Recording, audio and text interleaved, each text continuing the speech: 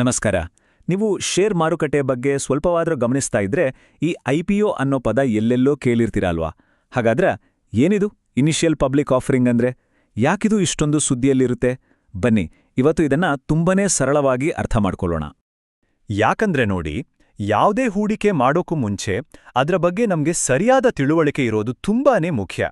ಜ್ಞಾನದಿಂದ ಸಂಪತ್ತು ಸೃಷ್ಟಿ ಅನ್ನೋದೇ ನಮ್ಮ ಈ ಸರಣಿಯ ಮುಖ್ಯ ಉದ್ದೇಶ. ನಿಮ್ಗೆಲ್ಲ ನೆನ್ಪಿದ್ಯಾ ಸ್ವಲ್ಪ ಸಮಯದ ಹಿಂದೆ LIC IPO ಬಗ್ಗೆ? ಅಬ್ಬಬ್ಬಾ, ಇಡೀ ದೇಶದಲ್ಲೇ ಮಾತು. ಯಾಕೇಳಿ? ಯಾಕಂದ್ರೆ ಅದು ನಮ್ಮ ದೇಶದ ಅತಿದೊಡ್ಡ IPOಗಳಲ್ಲಿ ಒಂದಾಗಿತ್ತು. ನೋಡಿ, ಈ ತರಹದ ದೊಡ್ಡ ದೊಡ್ಡ ಘಟನೆಗಳೇ ನಮ್ಗೆ IPO ಬಗ್ಗೆ ಯಾಕೆ ತಿಳ್ಕೋಬೇಕು ಅನ್ನೋದರ ಪ್ರಾಮುಖ್ಯತೆಯನ್ನ ತೋರಿಸ್ಕೊಡುತ್ತೆ. ಸರಿ, ಹಾಗಾದ್ರೆ ಮೊದಲು ಬೇಸಿಕ್ ಪ್ರಶ್ನೆಯಿಂದ ಶುರು ಮಾಡೋಣ. ಏನಿದು IPO ಅಂದ್ರೆ? ನಿಖರವಾಗಿ ಇದರ ಅರ್ಥ ಏನು? IPO ಅಂದ್ರೆ ಇನಿಷಿಯಲ್ ಪಬ್ಲಿಕ್ ಆಫರಿಂಗ್. ಹೆಸರೇ ಹೇಳೋ ಹಾಗೆ ಇದೊಂದು ಪ್ರೈವೇಟ್ ಕಂಪನಿ, ಅಂದ್ರೆ ಕೆಲವು ಮಾಲೀಕರು ಇರೋ ಕಂಪನಿ ಮೊದಲ ಬಾರಿಗೆ ತನ್ನ ಶೇರ್ಗಳನ್ನ ಸಾರ್ವಜನಿಕರಿಗೆ ಮಾರಾಟಕ್ಕೆ ಇಡೋದು. ಸಿಂಪಲ್ ಆಗಿ ಹೇಳೋದಾದ್ರೆ, ಇದೇ ಆ ಕಂಪನಿ ಸ್ಟಾಕ್ ಮಾರ್ಕೆಟ್ಗೆ ಎಂಟ್ರಿ ಕೊಡೋ ದಾರಿ. ಅಲ್ಲಿವರೆಗೂ ಪ್ರೈವೇಟ್ ಆಗಿದ್ದ ಕಂಪನಿ ಇನ್ಮುಂದೆ ಪಬ್ಲಿಕ್ ಆಗುತ್ತೆ. ಅಂದ್ರೆ ನಿಮ್ಮ ಹಾಗೆ ಯಾರಾದ್ರೂ ಅದರ ಶೇರ್ಗಳನ್ನ ಕೊಂಡು ಸಹ ಮಾಲೀಕರಾಗಬಹುದು. ಓಕೆ, ಈಗ ಮುಂದಿನ ಪ್ರಶ್ನೆ. ಒಂದು ಕಂಪನಿ ಯಾಕೆ ಪಬ್ಲಿಕ್ ಆಗ್ಬೇಕು? ಯಾಕೆ ತಮ್ಮ ಷೇರುಗಳನ್ನ ಎಲ್ಲರಿಗೂ ಮಾರಾಟ ಮಾಡಬೇಕು ಅಂತ ಅನ್ಕೊತ್ತೆ? ಇದರ ಹಿಂದೆ ಕೆಲವು ಮುಖ್ಯವಾದ ಕಾರಣಗಳಿವೆ. ಅದಲ್ ಮೊದಲನೆಯದು ಬಂಡವಾಳ ಸಂಗ್ರಹ ಮಾಡೋಕೆ. ಕಂಪನಿ ಬೆಳಿಬೇಕು, ವಿಸ್ತರಣೆ ಆಗ್ಬೇಕು ಅಂದ್ರೆ ದೊಡ್ಡ ಮೊತ್ತದ ಹಣ ಬೇಕಲ್ವಾ, ಅದಕ್ಕೆ. ಇನ್ನು ಎರಡನೇದು ಪಬ್ಲಿಕ್ನಲ್ಲೇ ಒಂದು ಗುರುತು ಮತ್ತೆ ವಿಶ್ವಾಸಾರ್ಹತೆ ಹೆಚ್ಚಿಸ್ಕೊಳ್ಳೋಕೆ. ಒಂದು ಲಿಸ್ಟೆಡ್ ಕಂಪನಿಗೆ ಮಾರುಕಟ್ಟೆಯಲ್ಲಿ ಸಿಗೋ ಗೌರವನೇ ಬೇರೆ. ಮೂರನೇ ಕಾರಣ, ಕಂಪನಿ ಶುರು ಮಾಡಿದಾಗ ಹೂಡಿಕೆ ಮಾಡಿದವರು ಮತ್ತೆ ಸಂಸ್ಥಾಪಕರು ತಮ್ಮ ಕೆಲವು ಶೇರ್ಗಳನ್ನ ಮಾರಿ ಲಾಭ ಮಾಡ್ಕೊಳ್ಳೋಕೆ ಇದೊಂದು ಒಳ್ಳೆ ಅವಕಾಶ. ಕೊನೆಯದಾಗಿ, ಕಂಪನಿಗೆ ಒಳ್ಳೊಳ್ಳೆ ಟ್ಯಾಲೆಂಟ್ಗಳನ್ನ ಸೆಳೆಯೋಕೆ ಸ್ಟಾಕ್ ಆಪ್ಷನ್ಸ್ ಕೊಡೋಕ್ಕೂ ಕೂಡ ಇದು ಹೆಲ್ಪ್ ಆಗುತ್ತೆ. ಆದರೆ ಒಂದ್ ನಿಮಿಷ, ಒಂದು ಕಂಪನಿ ಪಬ್ಲಿಕ್ ಆಗೋ ಮುಂಚೆ ಈ ಪ್ರಾಸೆಸ್ನಲ್ಲಿ ಪದೇ ಪದೇ ಬರೋ ಕೆಲವು ಟೆಕ್ನಿಕಲ್ ಪದಗಳನ್ನ ನಾವು ತಿಳ್ಕೋಬೇಕು. ಇವು ಗೊತ್ತಾದ್ರೆ ಇಡೀ IPO ಕಾನ್ಸೆಪ್ಟ್ ಇನ್ನಷ್ಟು ಕ್ಲಿಯರ್ ಆಗುತ್ತೆ. ಮೊದಲನೇದು DRHP ಅಂದ್ರೆ ಡ್ರಾಫ್ಟ್ ರೆಡ್ ಹೆರಿಂಗ್ ಪ್ರಾಸ್ಪೆಕ್ಟಸ್. ಇದನ್ನ ಸಿಂಪಲ್ ಆಗಿ ಕಂಪನಿಯ ಒಂದು ಜಾತಕ ಅಥವಾ ರಿಪೋರ್ಟ್ ಕಾರ್ಡ್ ಅಂತಾನೆ ಹೇಳ್ಬೋದು.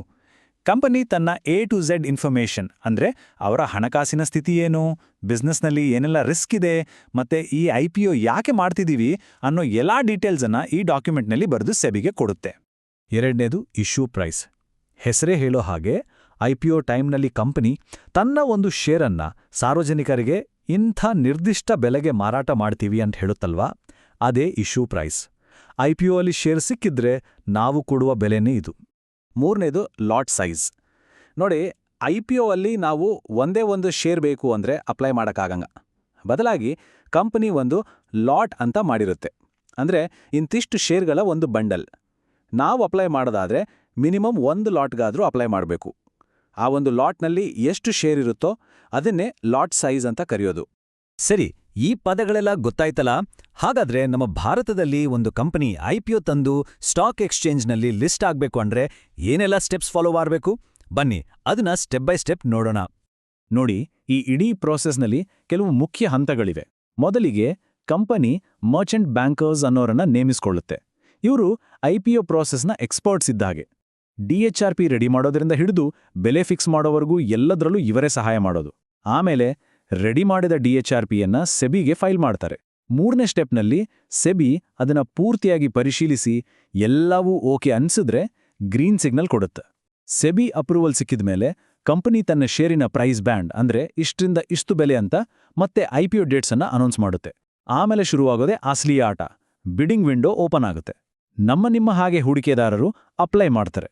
ಆರನೇ ಹಂತದಲ್ಲಿ ಬಿಡಿಂಗ್ ಮುಗಿದ ಮೇಲೆ ಯಾರ್ಯಾರಿಗೆ ಎಷ್ಟು ಶೇರ್ ಕೊಡಬೇಕು ಅಂತ ಹಂಚಿಕೆ ಆಗುತ್ತೆ.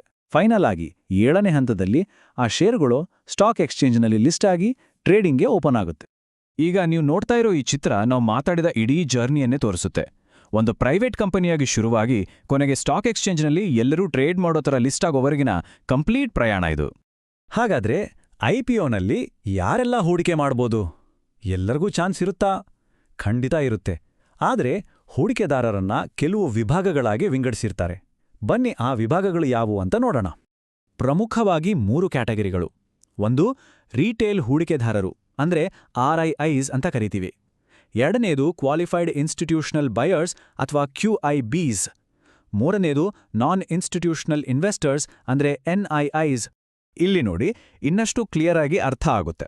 RIIs ಅಂದ್ರೆ ರಿಟೇಲ್ ಇನ್ವೆಸ್ಟರ್ಸ್, ಅಂದ್ರೆ ನಿಮ್ಮ ಥರ ಸಣ್ಣ ಪ್ರಮಾಣದಲ್ಲಿ ಹೂಡಿಕೆ ಮಾಡುವ ಸಾಮಾನ್ಯ ಜನರು. QIBs ಅಂದ್ರೆ ದೊಡ್ಡ ದೊಡ್ಡ ಆಟಗಾರರು, ಅಂದ್ರೆ ಮ್ಯೂಚುವಲ್ ಫಂಡ್ ಕಂಪನಿಗಳು, ಬ್ಯಾಂಕ್ಗಳು, ಇನ್ಶೂರೆನ್ಸ್ ಕಂಪನಿಗಳು ಇವೆಲ್ಲ. ಇನ್ನು NIIs ಅಂದ್ರೆ ಹೈ ನೆಟ್ವರ್ತ್ ಇಂಡಿವಿಜುವಲ್ಸ್, ಅಂದ್ರೆ HNI ಅಂತಾನೂ ಹೇಳ್ತೀವಿ. ಇವರು ತುಂಬಾ ದೊಡ್ಡ ಮೊತ್ತದಲ್ಲಿ ಹೂಡಿಕೆ ಮಾಡೋ ಶ್ರೀಮಂತ ವ್ಯಕ್ತಿಗಳು. ಸರಿ, ಪ್ರತಿಯೊಂದು ಹೂಡಿಕೆಗೆ ಎರಡು ಮುಖ ಇರುತ್ತೆ ಅಲ್ವಾ? ಹಾಗೇನೆ IPOನಲ್ಲಿ ಹೂಡಿಕೆ ಮಾಡೋದ್ರಲ್ಲೂ ಒಳ್ಳೇದು ಇದೆ, ಕೆಲವು ರಿಸ್ಕ್ಗಳೂ ಇವೆ. ಎರಡನ್ನೂ ತಿಳ್ಕೊಂಡು ಒಂದು ಬ್ಯಾಲೆನ್ಸ್ಡ್ ವ್ಯೂ ಇಟ್ಕೊಳ್ಳೋದು ಬಹಳ ಇಂಪಾರ್ಟೆಂಟ್. ಮೊದಲು ಒಳ್ಳೇದೇನಿದೆ ಅಂತ ನೋಡೋಣ. ಒಂದು ಒಳ್ಳೆ ಭವಿಷ್ಯ ಇರೋ ಕಂಪನಿಯಲ್ಲಿ ಅದು ಇನ್ನೂ ಬೆಳವಣಿಗೆಯ ಆರಂಭದ ಹಂತದಲ್ಲೇ ನಮಗೆ ಎಂಟ್ರಿ ಸಿಗುತ್ತೆ. ಲಿಸ್ಟಿಂಗ್ ಗೇನ್ಸ್ ಸಿಗೋ ಚಾನ್ಸ್ ಕೂಡ ಇರುತ್ತೆ. ಅಂದ್ರೆ ಶೇರ್ ಲಿಸ್ಟ್ ಆದ ಮೊದಲನೇ ದಿನವೇ ಒಳ್ಳೆ ಲಾಭ ಬರೋ ಸಾಧ್ಯತೆ. ಆದರೆ ಇದು ಗ್ಯಾರಂಟಿ ಅಲ್ಲ. ಇದು ಮಾರ್ಕೆಟ್ ಸೆಂಟಿಮೆಂಟ್ಸ್, IPOಗೆ ಬಂದಿರೋ ಡಿಮ್ಯಾಂಡ್, ಅಂದ್ರೆ ಎಷ್ಟು ಓವರ್ ಸಬ್ಸ್ಕ್ರೈಬ್ ಆಗಿದೆ, ಹೀಗೆ ಹಲವು ವಿಷಯಗಳ ಮೇಲೆ ನಿಂತಿರುತ್ತೆ.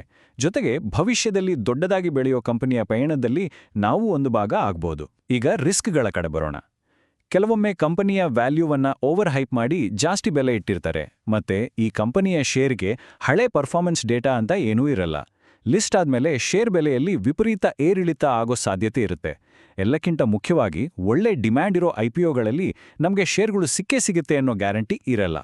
ಈಗ ತಾನೇ ನಾವು ಮಾತಾಡಿದ ಈ ಥಿಯರಿಯನ್ನ ಪ್ರಾಕ್ಟಿಕಲ್ ಆಗಿ ಅರ್ಥ ಮಾಡ್ಕೊಳ್ಳೋಕೆ ನಮ್ಮ ಇಂಡಿಯನ್ ಮಾರ್ಕೆಟ್ನಲ್ಲೇ ನಡೆದ ಕೆಲವು ರಿಯಲ್ ಲೈಫ್ ಉದಾಹರಣೆಗಳನ್ನ ನೋಡೋಣ. ಆಗ ನಮಗೆ ಇನ್ನಷ್ಟು ಕ್ಲಿಯರ್ ಪಿಕ್ಚರ್ ಸಿಗುತ್ತೆ. ಉದಾಹರಣೆಗೆ 2021ರಲ್ಲಿ ಬಂದ ಝೊಮ್ಯಾಟೊ IPO ನೆನಪಿದ್ಯಾ? ಸಖತ್ ಹೈಪ್ ಕ್ರಿಯೇಟ್ ಮಾಡಿತ್ತು, ಲಿಸ್ಟ್ ಆದ ದಿನ ಹೂಡಿಕೆದಾರರಿಗೆ ಒಳ್ಳೆ ಲಾಭವನ್ನು ಕೊಟ್ಟಿತ್ತು. ಆದರೆ ಇನ್ನೊಂದು ಕಡೆ 2022ರಲ್ಲಿ ಬಂದ ನಮ್ಮ ದೇಶದ ಅತಿದೊಡ್ಡ LIC IPO ತನ್ನ ಇಶ್ಯೂ ಪ್ರೈಸ್ಗಿಂತ ಕಡಿಮೆ ಬೆಲೆಗೆ ಲಿಸ್ಟ್ ಆಗಿ ನಿರಾಸೆ ಮೂಡಿಸಿತು. ಇನ್ನು ಇತ್ತೀಚೆಗೆ 2024ರಲ್ಲಿ ಬಂದ ಎಕ್ಸಿಕಾಮ್ ಟೆಲಿಸಿಸ್ಟಮ್ಸ್ EV ಚಾರ್ಜಿಂಗ್ ಸೆಕ್ಟರ್ನಲ್ಲಿ ಇರೋದ್ರಿಂದ ಎಲ್ಲರ ಗಮನ ಸೆಳೆದಿತ್ತು. ಸೊ ಇದರಿಂದ ನಮ್ಗೇನು ಗೊತ್ತಾಗುತ್ತೆ ಅಂದರೆ ಪ್ರತಿಯೊಂದು IPOನೂ ಅದರದೇ ಆದ ಕಥೆ ಇರುತ್ತೆ, ಎಲ್ಲವೂ ಒಂದೇ ಥರ ಇರಲ್ಲ. ನೋಡಿ, ಇಲ್ಲಿ ಒಂದು ಬಹಳ ಮುಖ್ಯವಾದ ವಿಷಯವನ್ನು ಸ್ಪಷ್ಟಪಡಿಸ್ತೀನಿ. ನಾನು ಸೆಬಿ ರಿಜಿಸ್ಟರ್ಡ್ ಅಡ್ವೈಸರ್ ಅಲ್ಲ.